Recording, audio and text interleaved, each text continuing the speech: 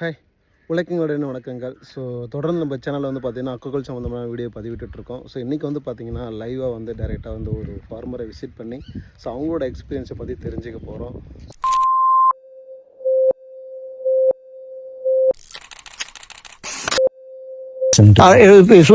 Try ചെയ്യുന്നു 60 അവസാനിക്കുള്ളൂ and we do partial harvest, but we have came down to now to escape much bit stabler density, also stabler density 35-40 per square meterലേക്ക് ഞങ്ങളിപ്പോൾ ഒന്ന് scale down ചെയ്തിരിക്കുകയാണ്. അപ്പോൾ അതാണ് കുറച്ചും കൂടി easier and profitable എന്ന് മനസ്സിലാവുന്നത്. കാരണം വെച്ചാൽ ഈ ഡ്രൈ ചെയ്യാൻ പറ്റാത്തതിൻ്റെ പേരിൽ പോണ്ട് ഡിഗ്രഡേഷനും പോണ്ട് സോയിൽ ഡിഗ്രഡേഷനും ഒക്കെ ഉണ്ടാവും. കൂടുതൽ ചെയ്താൽ കൂടുതൽ നൈട്രിഫിക്കേഷൻസ് ഓഫ് സോയിൽ അതുപോലെ ഉണ്ടാവുന്നതിൻ്റെ പേരിൽ ഞങ്ങൾ ആ ഒരു കൾച്ചർ ആവുന്നത് അത്ര കുറയ്ക്കാനാണ് ഞാൻ അഡ്വൈസ് ചെയ്യുന്നത്. ഇപ്പം എങ്കിലും കുറെ ഫാർമേഴ്സ് ഓഫ് ഗ്രീഡിന്റെ പേരിൽ അവരിപ്പോഴും 60-70 ഒക്കെ പോകുന്നുണ്ട്. യെസ്, 1-2 കൾച്ചർ നല്ല കൾച്ചർ കിട്ടും, ബട്ട് പിന്നെ അത് സോയിൽ ഡിഗ്രേഡ് ആയി പിന്നത്തെ കൾച്ചർ സോയിൽ നൈട്രിഫിക്കേഷനും ഓവർ നൈട്രിഫിക്കേഷനും പിന്നെ പാത്തോജൻസും ഒക്കെ അല്ലെങ്കിൽ അപ്പോ അവർക്ക് ഫെയിലിയറിനുള്ള സാധ്യത കൂടിപ്പോകും. നെക്സ്റ്റ് കൾച്ചർ ചാൻസ് അതെ, 1-2 കൾച്ചറൊക്കെ കിട്ടും. അത് കഴിയുമ്പോഴേക്കും പിന്നെ ഫെയിലിയേഴ്സ്. ഇപ്പൊ നിങ്ങൾ 45 to 35 ബാലൻസ് ചെയ്ത് 35-40ലേക്ക് ഒന്ന് സ്റ്റെബിലൈസ് ചെയ്ത് നിർത്താനാണ് ഞാൻ ആഗ്രഹിക്കുന്നത്. അപ്പോ ആ സമയത്ത് നിങ്ങൾ എവിടെ മോണോഡോൺ സീഡ് മേടിച്ച്? മോണോഡോൺ സീഡ് കേരളത്തിൽ എങ്ങുമില്ല. അപ്പൊ മിക്കവാറും ഞങ്ങൾ പോണ്ടിച്ചേരി ഏരിയ നിങ്ങൾക്ക് മോണോഡോൺ സീഡ് കിട്ടി. അവിടെ നിന്നാണ് കിട്ടുന്നത് കൂടുതലും. ഇപ്പൊ അപൂർവം ചിലരിപ്പം ഇവിടെ നിന്ന് ആന്ധ്രാപ്രദേശിൽ കൊണ്ടുവരുന്നുണ്ട്, ആന്ധ്രാപ്രദേശിൽ കൊണ്ടുവരുന്നുണ്ട്. ഞാൻ ഒരു പ്രാവശ്യം കൊണ്ടുവന്നിരുന്നു. പക്ഷെ നമുക്ക് കൂടുതൽ ഡിപ്പെൻഡബിൾ പോണ്ടിച്ചേരി ഏരിയ തന്നെയാണ്. അപ്പോൾ അവിടെ നിന്ന് ഞങ്ങൾ സീഡ് കൊണ്ടുവരുന്നു. അതാണ് പ്രാക്ടീസ്. നിങ്ങൾ മോണോഡോൺ ടു വരാൻ ഞാൻ പറഞ്ഞു നേരത്തെ ഒരു ഡോട്ടർ ലൈക്ക് സിറ്റുവേഷൻ ആണ്. അപ്പൊ അതിനിടയ്ക്ക് കുറച്ചും കൂടെ സ്റ്റേബിൾ എന്നുള്ളതിലേക്ക് ഫിഷ് കൾച്ചറിലേക്ക് ഫിഷിലേക്ക് മാറാമെന്ന് ആഗ്രഹിച്ചു. ദാറ്റ്സ് ഇൻ 2013 ആലോചിച്ചു. അപ്പം round headed mullet, milk fish ഇതൊക്കെ ട്രൈ ചെയ്തു. അതോടൊപ്പം പോളികൾച്ചർ ചെയ്തായിരുന്നു. പോളിയല്ല, it is separate and shrimp separate. Different പോണ്ടില് അപ്പൊ ഈ 17 acres ഉണ്ട്. അപ്പൊ അതിന് കുറച്ച് പോണ്ടുകളിൽ ചെയ്തു, മറ്റോടത്ത് കാർ ചെയ്തുകൊണ്ടിരിക്കുകയായിരുന്നു. അപ്പൊ അത് കൂടാതെ ആ സമയത്ത് നമ്മൾ MPDA ഒരു crab culture, mud crab culture, അതിന്റെ ഒരു ഡെമോ കിട്ടി. അവർ വിളിച്ചു തന്നാണ് നിർബന്ധമായിട്ട്. അപ്പം അത് കൂടെ ഞാനൊരു നഴ്സറി റെയർ ചെയ്യും from the crab instar to crablet size. മറ്റേ ക്രാബിലെറ്റ് ടു ഗ്രോ ഔട്ട് ആണ് MPDA കിട്ടിയത്. ക്രാബിൻ സ്റ്റാർ ടു ക്രാബിലെറ്റ് സൈസിൽ ഞാൻ എന്റെ സ്വന്തം നെക്സ്റ്റ് പോണ്ടിൽ ഇവിടെ ആയിരുന്നു.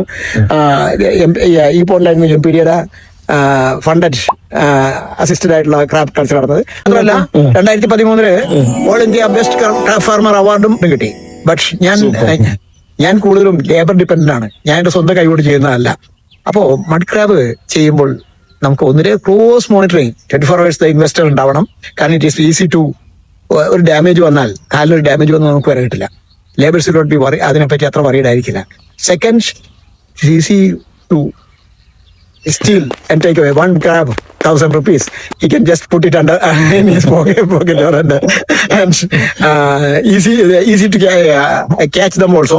The night somebody will come and put some behind some trees and he can catch it easily. Neighbors are കൂടുതൽ ട്രസ്റ്റ് ചെയ്തത്. ഓക്കെ, എനിഹൗ അപ്പൊ അങ്ങനെ അവാർഡ് കിട്ടിയോട്ട് ഞാൻ കൃഷി അവിടെ നിർത്തി. എനിക്ക് പറ്റിയതല്ലെന്ന് മനസ്സിലായി. Only one culture, that is the growth and the nursery stage. Okay. And the problem here in Kerala is our rain is the summer is not short compared to other areas. We have more than 6 months rain. By April it may start. This time it may start and prolong up to November half or so. So ഇടയ്ക്കിടയ്ക്ക് നമുക്ക് മഴ വരും. So the salinity will drop and temperature will drop and it is harmful for the crab. So I thought it is not my plate of so ഞാൻ എനിക്ക് വേണ്ടെന്ന് വെച്ച് ഞാൻ മറ്റേ it is profitable in an area where there will be a bit stable, കുറച്ചുകൂടി നല്ല സാധനം കൊടുത്താൽ ലാഭകരമാണ്. അവാർഡ് കിട്ടിയ പിന്നെ 2013 നിങ്ങൾ വനമേ സ്റ്റാർട്ട് ചെയ്തു. About I told you finfish also I stopped because I am not a good man to sail. It's very very poor because we have to നമുക്കത് വിൽക്കാൻ ഞാൻ അത്ര എടുക്കാനല്ല. അപ്പൊ അതിന് ചുറ്റുപാടിലൂടെ കൊണ്ട് മീൻ കൊണ്ടുനടന്ന് വിൽക്കാൻ എന്നെ കൊണ്ട് പറ്റിയതല്ല. അപ്പോൾ ചെമ്മീനിൽ തന്നെ തിരിച്ചു വരുന്നതായിരിക്കും നല്ലതെന്ന് പറഞ്ഞു. നമ്മുടെ CP അന്നത്തെ vice president doctor Mohandas, my friend, she was my friend, and he advised me to go, he had been advising me to take up the Vanami culture.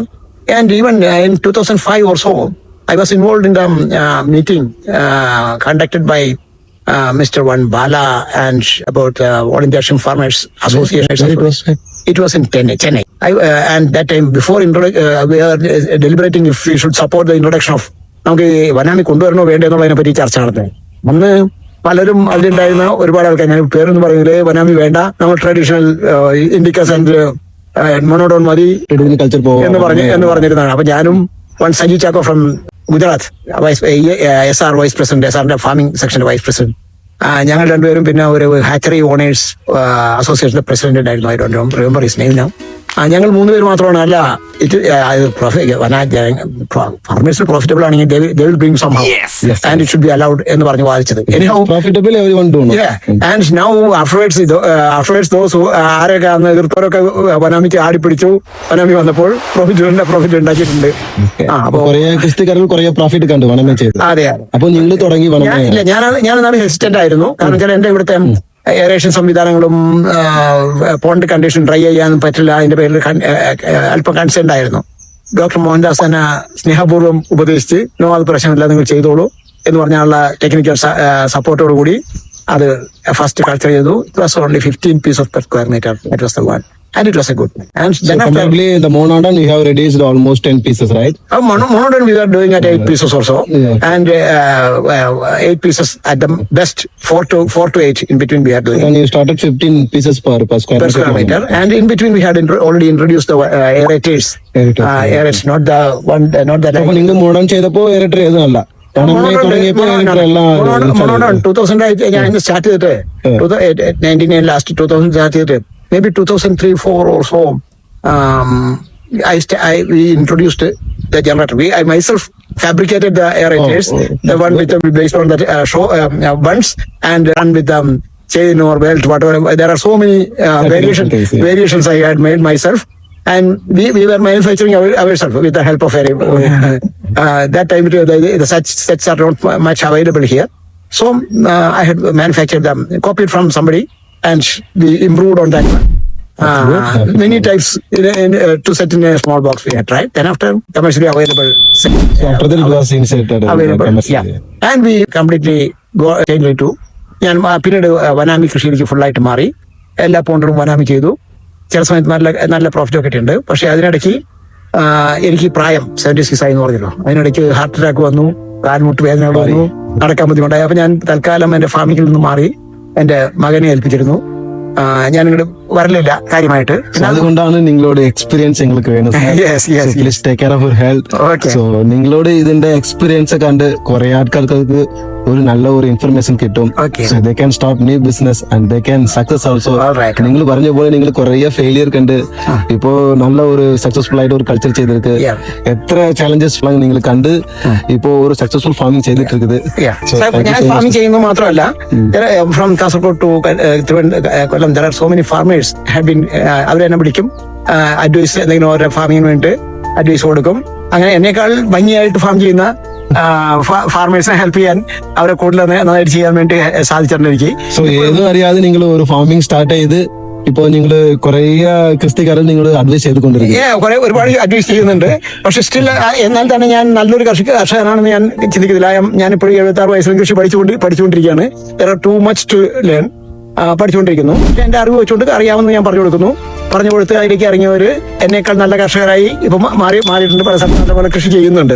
അങ്ങനെ ഞാൻ രണ്ടാമത് ഇപ്പോ കുറേ 4 കൊല്ലത്തോളം 5 കൊല്ലത്തോളം ഞാൻ കൃഷിയിൽ നിന്ന് മാറി നിൽക്കുകയായിരുന്നു. അഡ്വൈസുകൾ കൊടുക്കും, ആരെങ്കിലും വന്ന് അവർക്ക് പറഞ്ഞു കൊടുക്കും എന്നൊഴിച്ച് പ്രാക്ടിക്കലി ഹാൻഡ്സ് ഓൺ ഇടപെട്ടിരുന്നില്ല മകനെ ഏൽപ്പിച്ച്. പക്ഷെ ഇപ്പം ഞാൻ വീണ്ടും അതിലേക്ക് ഇറങ്ങി. എൻ്റെ മുട്ടുവേദനയും പ്രശ്നങ്ങളൊക്കെ മാറി എൻ്റെ ഹെൽത്ത് കുറേ കൂടെ ഇമ്പ്രൂവ് ആയപ്പോൾ തോന്നി 76 still it is productive. So അതിലേക്ക് ഇറങ്ങിയിട്ടുണ്ട്. പക്ഷേ എനിക്ക് മറ്റു ഒരുപാട് പൊളിറ്റിക്കൽ സോഷ്യൽ കമ്മിറ്റ്മെന്റ്സ് ഉണ്ട്, എൻഗേജ്മെന്റ്സ് ഉണ്ട്. അതുകൊണ്ട് തന്നെ 100% ഇതിനോട് ശ്രദ്ധ കൊടുക്കാൻ പറ്റില്ല. അപ്പൊ അതിൻ്റെ ഒരു low density 4 and 3 near organic കൾച്ചറിലേക്ക് ഇത് ഈ 2 പോയിന്റിൽ ഞാനിപ്പോൾ മോണോഡോൺ സ്റ്റോക്ക് ചെയ്തിട്ടുണ്ട്. ഇതിൽ 4 per square meter, അതിൽ 3 per square meter. 67 days, it is 12 and 18 grams 18 average. 65 days we 65 sampled. days you got 18 grams. 18 grams, 18, no, about 22, 24 grams are there, yeah. but 18 grams average in that one. Average, yeah, okay. And this is 12 plus grams at 67 days. It's a bit slower, but that is growing much faster. അപ്പോൾ അങ്ങനെ So നിങ്ങൾ വനമേ തുടങ്ങി, so what are the technical things you are doing during the we are doing completely probiotic. No antibiotic in this area. Not only me, those farmers who learned from me and followed me, nobody is using antibiotic here, and we are using pure probiotic farming and sufficient aeration with paddle wheels, blowers, and diffusers and Venturi like systems. We had all tried. And there is a synthetic pond at that end, about 1,000 cubic meter. I have entrusted one of my friends, and he is doing more experiments than me. Like, and I usually has to change it. You can see that one also. And now I am converting one of my farm to finfish plus Wanami. That is Wanami in synthetic ponds, and the effluents will be fed into the finfish pond. With that will be a bioremediation pond, a settling pond, and some algae there, algae and seaweeds like things will grow there, and the water will circulate in between them, and there will be a fish culture also there. And what I'm expecting is the fish will eat. Seaweeds will absorb the excess nutrients, and thereafter after morning we will discharge the water. Evening we will pump back the same water after circulating through these seaweed-ലൂടെയും ഫിഷും ഒക്കെ കഴിച്ച്. Seaweed ഇടുമ്പോൾ ammonia എല്ലാം reduce ആവും. ഓ yes, reduce ആവും. സീവീഡും അമോണിയൊക്കെ absorb excess ammonia or nitrate water it may be, അതെല്ലാം സീവീഡ്സ് അബ്സോർബ് ചെയ്യുന്നതാണ് അതിന്റെ ലക്ഷ്യം. Then fish will be without extra feed will get fish also With the bioremediation. It's almost like a biofloc. It's not. There is no flocculation there. There is not biofloc. It is a different system that we are developing. But when I started that, I had a heart attack and I stopped that project in between. Now I am trying to start it or complete it. Maybe in next year I will be completing that project. That's the pond there we can see at the other end next time. So what's your suggestion for newcomers? Newcomers, be cautious. The present situation, the input costs are more. The accrual from the sale, വിൽപ്പനയിൽ നിന്ന് കിട്ടുന്ന input cost കൂടുതലാവുന്നു, നമുക്ക് കിട്ടുന്ന വില unstable ആയിട്ട് കുറഞ്ഞുകൊണ്ടിരിക്കുന്നു. പ്രത്യേകിച്ചും ഈ അമേരിക്കയുടെ പുതിയ പരിപാടിയും യുദ്ധങ്ങളും ഒക്കെ കൂടെ നമുക്ക് അങ്ങനെ ഒരു ചലഞ്ച് ഉണ്ട്. But still it is profitable. B cautious, don't put your eggs all in a single basket together and not to hurry. ഇതായിട്ട് തുടങ്ങി. Yes, learn first. Don't make the mistake I made jumping into the farming without knowing. Learn it. Go to them, not from the officials and scientists. Go to the farmers. Yes. And learn it from their experience. From the farmers. From the farmers. Then go to the. Yes, you can take the advices. You can learn from the scientific community. But mostly they are lab or office people. They are not much The practical things. experience with them, hands-on experience. And our system, our universities and officials, though there are some good people, I know there are very good people who are talented, but they are not getting an opportunity to try their hands and help the farmers on site. They are more engaged in the subsidy distribution and they lose their touch with the field. That's the condition now. So don't depend upon them much more for advices. So be dependent with some farmers. Yes, some farmers, maybe some good technicians you can find out. There are so many. ഒരുപാട് technicians എന്ന് പറഞ്ഞു വരുന്ന ആൾക്കാരുണ്ട്. Many are not worthy. Find good techniques. അവര് ഞാൻ തോന്നുന്നു ചിലപ്പോൾ feed കമ്പനിക്കാർ പൊതുവെ നല്ല ടെക്നീഷ്യൻസിനെ തരും അവര്.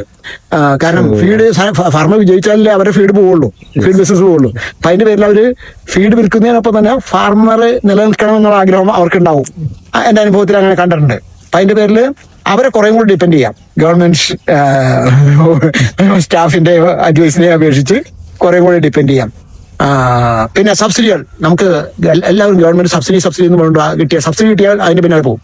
സബ്സിഡിയുടെ പിന്നാലെ പോകരുത്.